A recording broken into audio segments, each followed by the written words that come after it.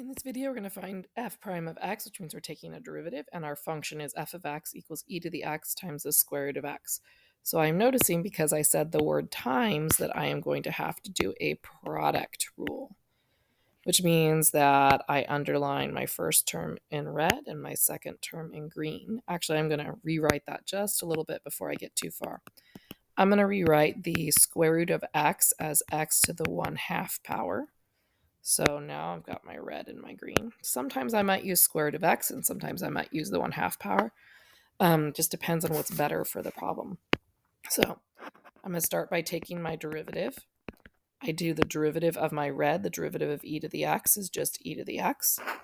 And then I'm going to keep my green the way it is. So since I'm keeping my green, I'm going to choose to use the square root of x. Now I always, in a product, will have an addition in between. Then I'm going to keep the red the way it is. So I'm just going to write e to the x.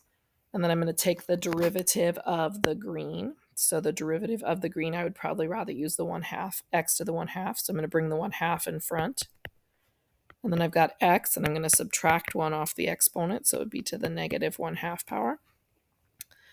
I could leave it like that. That's a perfectly good acceptable answer. I could simplify it a little bit more. There's a couple of ways to do that.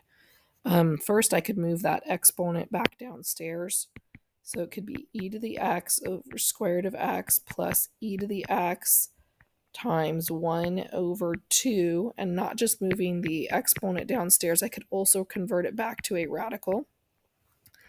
Then the other thing you might see them do is it's possible that they take out a greatest common factor. I'm noticing e to the x in both of those. So they could do e to the x square root of x plus 1 over 2 square root of x.